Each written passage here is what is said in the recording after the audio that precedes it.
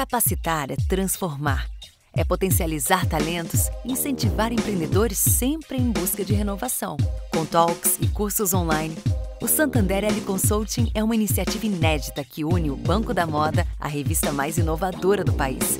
Os maiores experts do mercado nacional contam como alçaram seus voos para quem também sonha voar alto. É criatividade e é negócio.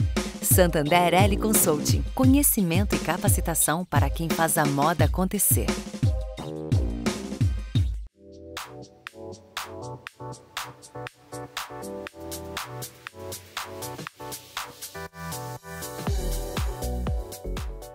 Quem é Rachel Maia? É uma executiva que tem aproximadamente 30 anos de experiência no mercado. Eu tenho aproximadamente uns 20 anos no mercado de luxo. Fui por 5 anos CFO da Tiffany, fui por 3 anos presidente da Tiffany no Brasil, fui por aproximadamente 8 anos e meio presidente da Pandora, uma joalheria dinamarquesa no Brasil. Fui por 2 anos presidente da Lacoste, também no Brasil, e tenho algumas características vindas do meu pai e da minha mãe. Meu pai ele costumava dizer que conhecimento é poder.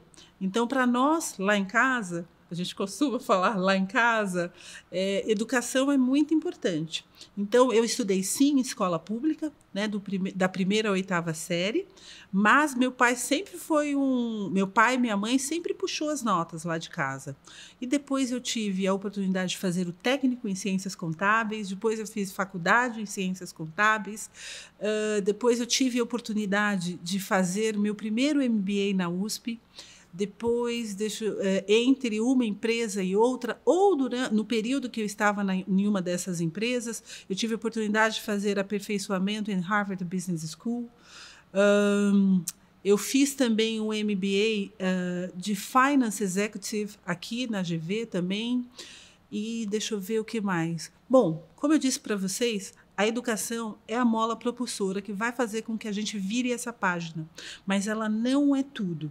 Ela faz 50%, 60% do total da história, mas os outros 50% ou 40% é através de mentoria, é através de análise, é através de coach, e isso tudo foi muito importante na minha vida. Os livros me trouxeram o conhecimento, mas as pessoas que estavam à minha volta, que seja positiva, que seja negativa, eu sempre extraí para que eu pudesse aprender na minha vida o que eu gostaria de repetir e o que não serviria para a minha vida.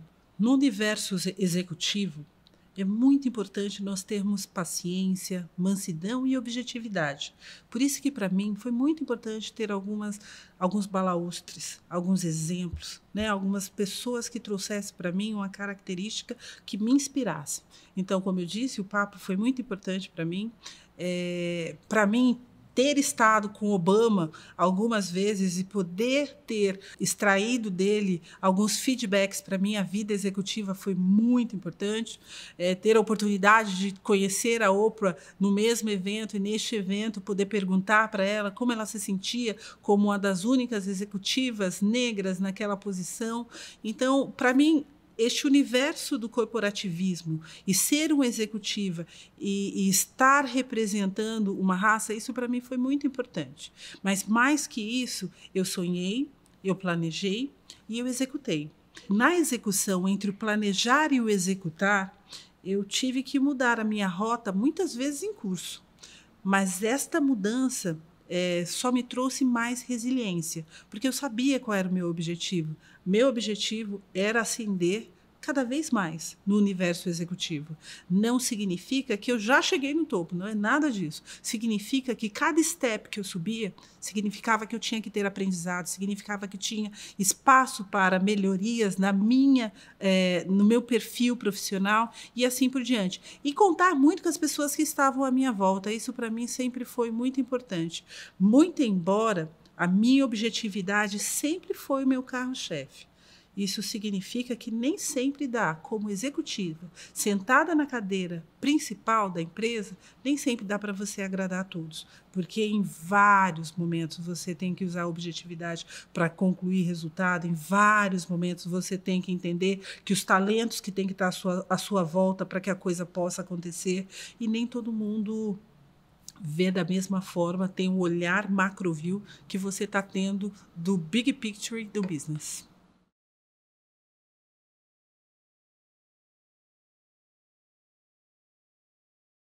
Na verdade, eu sempre gostei do luxo. Essa que é a verdade. Eu fui por 5 anos CFO e controller da Novartis, na parte de Business Unit de Contact Lens. Quando eu saí para fazer mais um aperfeiçoamento que eu tive a oportunidade de ir para Boston, em Harvard.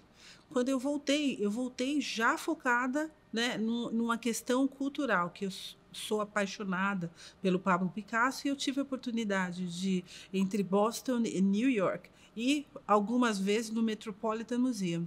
E neste momento eu tive mais e mais curiosidade de conhecer as obras de arte de Pablo Picasso. Em um dado momento, eu soube que a filha do Pablo Picasso estaria aqui no Brasil, que foi a Paloma Picasso. Então, eu juntei as minhas coisas, pus na mala e vim embora para o Brasil. Tive a oportunidade de ver do lado de fora, né, a inauguração da Tiffany, e depois de 2 meses estava trabalhando na Tiffany.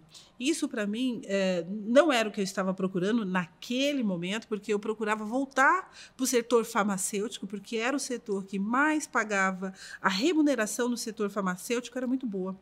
Então, eu queria voltar para o setor farmacêutico e continuar pagando os meus luxos, essa que era a verdade. Mas tive a oportunidade de estar fazendo por 2 anos, que era a minha proposta inicial, de trabalhar por 2 anos na Tiffany. Esses 2 anos se transformaram em 7 anos e meio. Estes 7 anos e meio me trouxe muitas oportunidades de, no mínimo a cada trimestre, estar em Nova York, oportunidades de conhecer pessoas que me deixaram encantadas, entre elas Brad Pitt, Angelina Jolie e entre outros, foi muito bacana. Tive a oportunidade de conhecer o universo de luxo propriamente dito lá americano, então isso foi muito bom. Mas o mais importante é que estar no universo de luxo, eu pude vivenciar, viver oportunidades que, com certeza, numa empresa farmacêutica eu não poderia viver da forma que eu vivi. Então, foi muito importante estar na Tiffany, que foi a entrada no meu universo de luxo, que me abriu portas em outras empresas e que me abriu portas para poder estar em lugar 5 estrelas aqui no Brasil, que antes eu não era aceita. Eu acho que, né, o luxo é tricky, né? Você tem que perceber as portas que ele te abre, ou, ao mesmo tempo, perceber as portas que você quer entrar. Então, no meu caso, depois que eu tive essa oportunidade de estar por quase 8 anos na Tiffany, eu passei por quase 9 anos numa joalheria que, logo que ela veio para o Brasil, era completamente desconhecida, que era a Pandora. Então, o trabalho que eu fiz foi de expansão.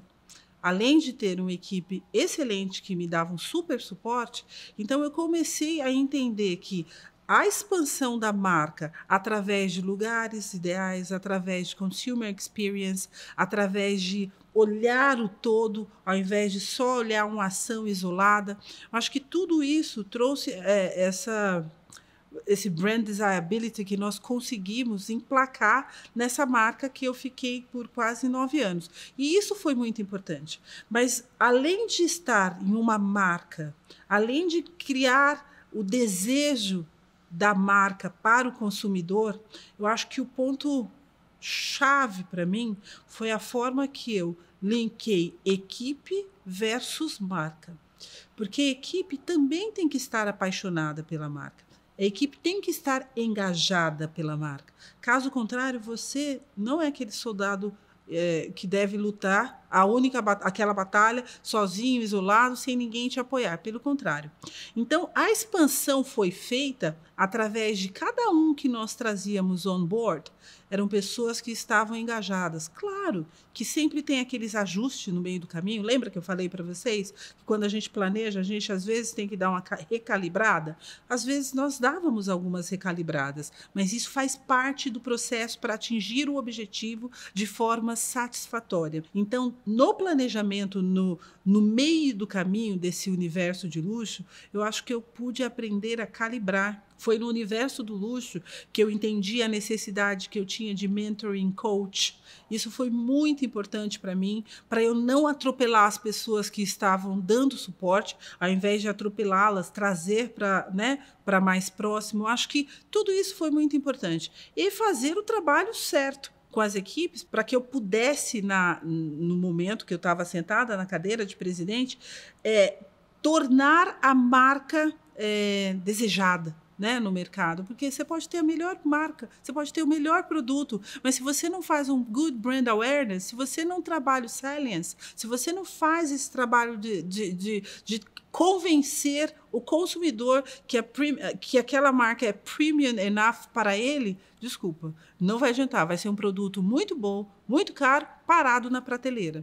Então, você tem que trabalhar esse brand desirability e outros tantos vetores dentro do brand. Então, e aí, após a Pandora, o que aconteceu? Eu fiquei por aproximadamente uns 4 meses, já no processo seletivo de 3 outras empresas, e a escolhida, no meu caso, quem eu escolhi foi a Lacoste. Era uma empresa de apparel, uma empresa de vestuário, uma empresa que, para mim, era completamente um universo novo, um universo francês. É muito interessante que eu sempre fui apaixonada pela língua francesa, então para mim isso era muito querido, muito lindo. Então eu tive a oportunidade de frequentar fashion shows, eu tive a oportunidade de estar com aqueles grandes designers, conhecer, dar feedback, como tropicalizar a marca. Então, foi uma oportunidade muito exclusiva e muito importante também no meu desenvolvimento, que quando eu consegui traduzir, trazia toda aquela experiência que eu tive lá fora e trazer aqui para a equipe. Então, isso foi muito importante, porque você começa a desmistificar, ou mais que isso, você começa a traduzir aquilo que você acredita dentro do universo fashion, que para mim era distante, né? Por mais que eu trabalhasse no universo de joalheria e por mais que eu sempre cobrei o meu estilo, eu via um outro approach ali do fashion. Eu sempre fui uma pessoa que nunca baixei dos 44, 46. E eu vi que o universo fashion nunca me servia, 44, 46. Isso era um drama para mim, isso era um estresse para mim. E hoje, para mim, não é mais, porque a minha maturidade profissional, mesmo no universo de luxo, mesmo no universo fashion, eu sei que 46, para mim, dentro do universo daquilo que eu escolhi, eu posso ficar super bem, super luxuosa, super atrativa. Ou seja, é muito importante também, quando nós lidarmos dentro do universo fashion, não esquecer, mas tomar cuidado com os estereótipos, porque isso é muito importante. Se você acha que o universo de luxo veste um único estereótipo, ele é fashion para um único estilo, você está completamente enganado. Como que os exemplos arrastam? Vou fazer o seguinte, olha para mim, fala comigo, vê se eu sou esse estereótipo. Então, acho que a gente pode reavaliar, né? Acho que a gente tem bastante oportunidades aí entre gênero, né, raça, size e outras tantas oportunidades que nós temos que entender que este universo cabe todos aqueles que querem essa premiumização. E agora que a Rachel Maia saiu da Lacoste, sim, depois de 2 anos, eu decidi sair da Lacoste porque eu tenho um projeto também de vida. Esse meu projeto eu quero participar de aproximadamente 4 conselhos. Destes 4 conselhos, graças a Deus, eu já estou em entrevista com algumas empresas multinacionais. Acho muito bacana. Entre outros, continuar na parte social. Hoje eu sou presidente do Conselho Consultivo da Unicef no Brasil. Eu quero continuar como presidente do conselho, quero continuar atuando junto à Unicef. Acabei de ser convidada para ser embaixadora do projeto Guri. Então, as pessoas entendem que esse outro lado social, para mim, na minha vida, vai continuar forte e atuante. Além de conselhos, eu vou fazer consultoria no varejo. Isso, para mim, também, os meus 20 anos de varejo, 30 anos como experiência de profissional, eu acredito que eu possa ajudar não só no varejo, o varejo tradicional, mas o luxo digitalizado, como trabalhar com varejo digital, fazer a coisa acontecer de uma forma completamente diferente daquilo que nós estamos acostumados hoje. Eu trouxe em 2013 o digital, o e-commerce para Pandora. Em 2018 foi a primeira ação que eu fiz. Eu trouxe também o digital para Lacoste. Então eu acredito que esse varejo digital eu possa colaborar também. Além dessas duas ações que financeiramente vão me ajudar, porque eu tenho 50 anos e eu ainda tenho muita coisa a fazer, muito a colaborar, eu preciso concluir o meu livro. Eu assinei o contrato há aproximadamente 3 anos para fazer o meu livro, escrevi, eu estou em fase de revisão, mas só que esses 2 anos que eu estive na presidência da Lacoste, eu não tive a oportunidade de. Então, agora eu vou retomar. Então, isso é o terceiro bullet da minha lista de prioridades. Vou também me dedicar à startup. Tenho já 2 startups em processo como parceira. Eu vou investir de uma forma bem interessante para o universo negro. Em especial, uma que eu vou em breve estar falando com todos vocês sobre make-up, focado só para o público negro. Então, eu vou fazer de uma forma aí muito satisfatória intimamente. Então, eu tenho bastante aí para estar compartilhando. Para mim é importante. E quem sabe, né, daqui a uns 5, 6 anos, trabalhar aí com um pouco de política. A gente nunca sabe.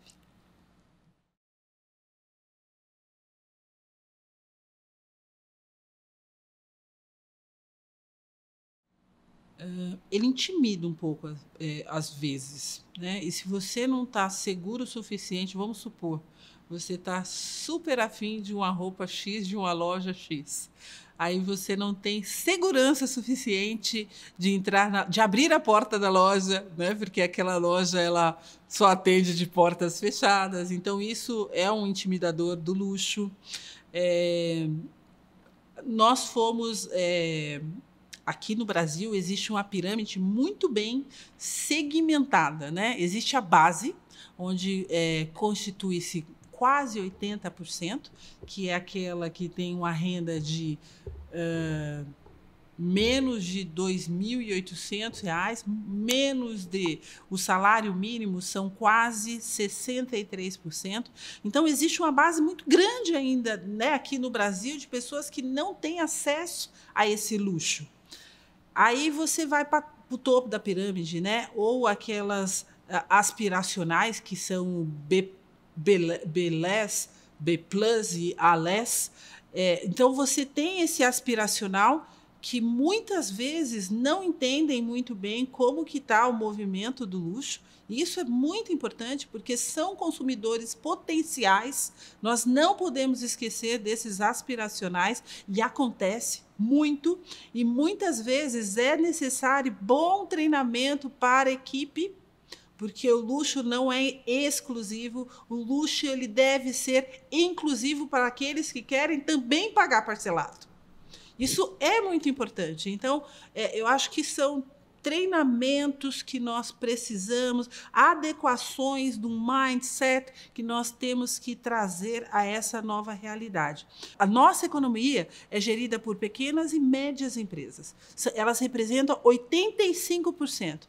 Pequenas e médias empresas, representando 85%, significa que elas, sabendo ou não, elas praticam aí um bom consumer experience, porque elas captam um consumidor. Agora, no luxo, como às vezes a gente exclui, a gente acredita que aquilo não é para mim, ou aquele consumidor não seja para mim, para minha loja, para minha marca, ou para o meu perfil, ou barari, barará, tá tudo certo. Mas desde que você dê a opção do consumidor dizer sim ou não, não através do julgamento, do olhar que você fala, aquele consumidor não é para mim.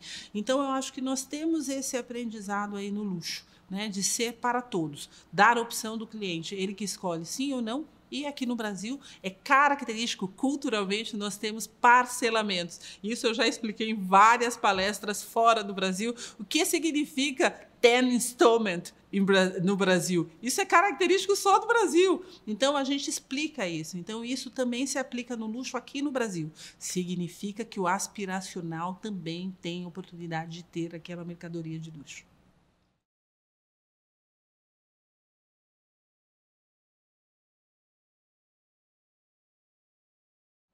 é particular se você olhar através da linha do tempo, né? Se nós olharmos há uns 15 anos atrás, né? Então eu só poderia demonstrar que eu estava contido no universo do luxo se eu estava andando com a bolsa AAA de uma grife X, PTO, ou que estava naquela moda, né, o que acontecia naquele momento. O luxo é estar bem também, é se sentir bem com aquilo que você quer e da forma que você quer. Então isso é muito importante. Muitas vezes vai ter sim um brand forte, mas muitas vezes vai ter aquela lojinha que só você conhece, que só você identifica como um luxo puro você ter aquilo naquele momento. Então é muito importante. O luxo também é estar bem, se sentir confortável com as suas escolhas.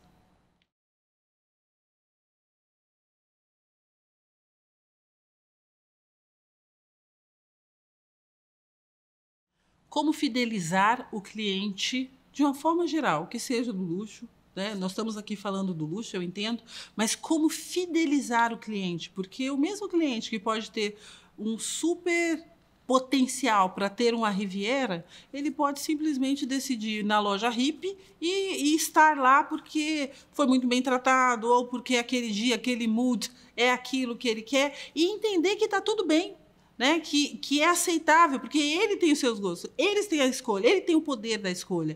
Trazer o omnichannel para o cliente é muito importante. Eu vou repetir, vou refrisar, porque muitas vezes as pessoas não entendem a importância do on and off. Eu acho que isso é uma forma de fidelização do cliente. Nós não podemos ter isso como um tool extra, pelo contrário, é uma forma de consumo que vem do presente e do futuro.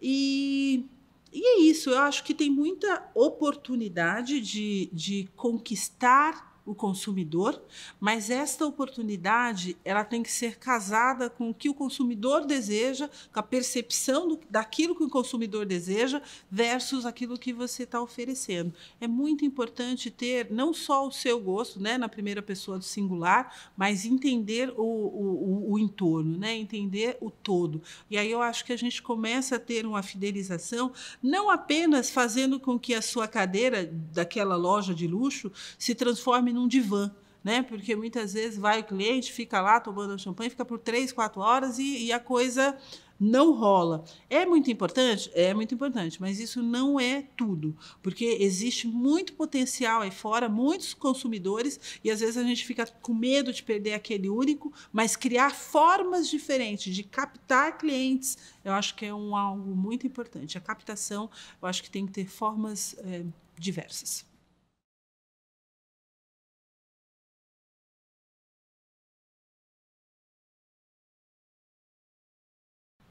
O varejo é constituído por pessoas, né? Quando você entra numa loja, você tem em média de 4 a 5 atendentes, né? Consultor, vendedor, ou pessoas que estão ali no caixa, ou auxiliar de estoque. São pessoas que estão ali.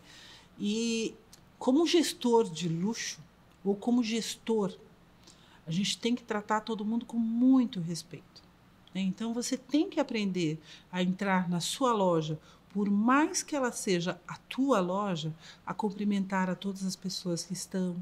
É muito importante. Fazer perguntas aleatórias, como que está seu filho? Como é que está sua família? Né? Como que você... Foi tudo bem para você chegar hoje né, na loja? Eu acho que trazer essa... Não precisa ser uma intimidade, mas trazer essa proximidade. Isso é tão importante e funciona bem, tá? Porque eu vivi isso na prática. As pessoas do luxo, por onde eu passei, que seja na Tiffany, que seja na Pandora, as pessoas me chamavam pelo meu nome, né? Então, por mais que elas sabiam que eu era uma pessoa muito objetiva, por mais que elas sabiam que eu era uma pessoa que ia puxar resultados, mas as pessoas sabiam que podia falar comigo também, né? Podia discutir ou trazer ideias, porque às vezes a gente fica tão inserido no processo, falando de números, falando de estratégia, né, trazendo novas coleções e assim por diante, e às vezes a gente meio que perde o timing, perde o que está acontecendo à volta, né, ou não entende muito bem o circuito, ou que seja, o que está acontecendo ali no mall, né, o que está acontecendo ali naquele shopping onde a loja está, ou na rua. mas só que você entra tão focado simplesmente para dar regras e ir embora, então às vezes você perde um pouquinho, você perde um feedback de um talento ou você perde simplesmente um feedback de algo que pode te ajudar na gestão ou na melhoria financeira da sua loja. Então, pessoas devem ser tratadas como tal, né, com respeito, você falando, olhando nos olhos. Quando você sentir que excedeu, dá um passo para trás, não tem problema nenhum, está tudo bem. Pedir desculpas deve fazer parte do nosso dicionário. Então, no luxo ou num varejo mais popular, em qualquer lugar, a gente gere as pessoas como elas devem ser geridas, com respeito.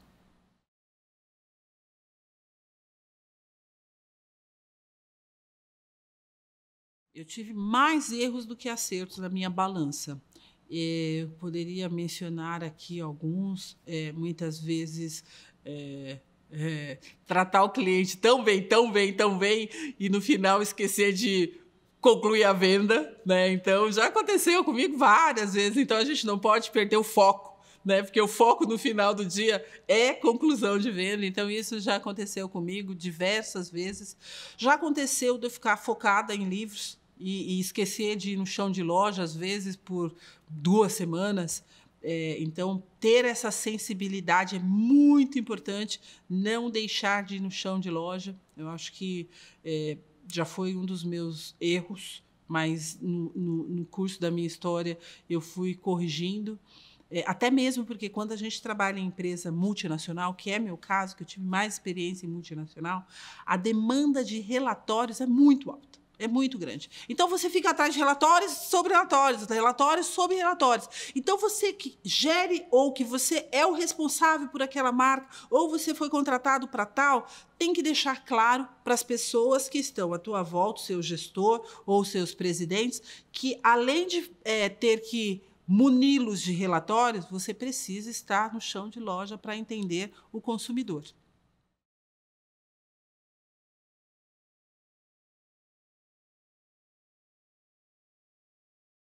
Atrair o Gen Z, atrair o consumidor jovem, não é fácil. Não é uma pergunta fácil, porque o consumidor mais jovem, ele busca conteúdo, né? Diferente do consumidor tradicional, né? Que estava acostumado com aquela marca, a marca que vinha de pai para filho, barari, barará.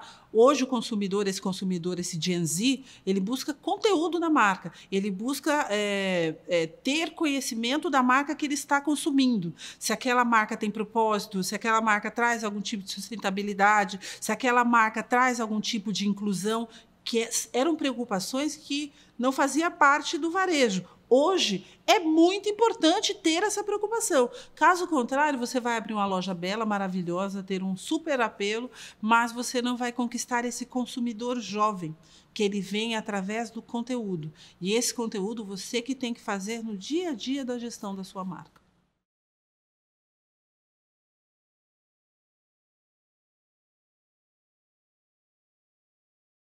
O luxo no universo digital. Não é muito opcional quem não entrar nesse universo, terá problemas. Por mais tradicional que seja a sua marca, por mais confiança na carteira de clientes que você tenha, isso não tem volta. Então, é muito importante. Por exemplo, eu vou trazer exemplos práticos para que a gente possa entender como ainda as empresas têm um caminho longo de aprendizado. O Instagram, né? Tem muitas empresas globais que insistem em ter um único Instagram para proteger a marca. Isso é desafiador, porque existe uma questão de cultura. Né? Por mais que tenha o DNA da marca, tem uma questão da cultura. Então, é importantíssimo, né, entrar dentro desse universo, trazendo a característica cultural do lugar, através do universo digital. Então, não é opcional. Se você tem ainda essa dúvida sobre levar o luxo, porque o luxo você precisa, né, oferecer aquela champanhe, a pessoa ir até o provador, fazer todo aquele mise-en-scène, porque tem esse valor agregado. Pode ser que sim. Pode ser que sim, pode ser que você faça isso através do drive-thru, pode ser que você encontre outras formas, pode ser que o seu cliente não queira mais ir na loja, então ele vai ter que usar o universo digital para começar este caminho. E essa digitalização, ela permeia o on e o off. É isso que nós chamamos de omnichannel, né? Então, nós temos que entrar no digital para trazer cada vez mais confiança para o consumidor, claro, mas trazer conforto e o consumer experience da forma que o cliente deseja. Se ele deseja escolher receber a mercadoria na loja ou se ele deseja escolher ir até a loja, provar, isso vai ser escolha do consumidor, não mais escolha do varejista.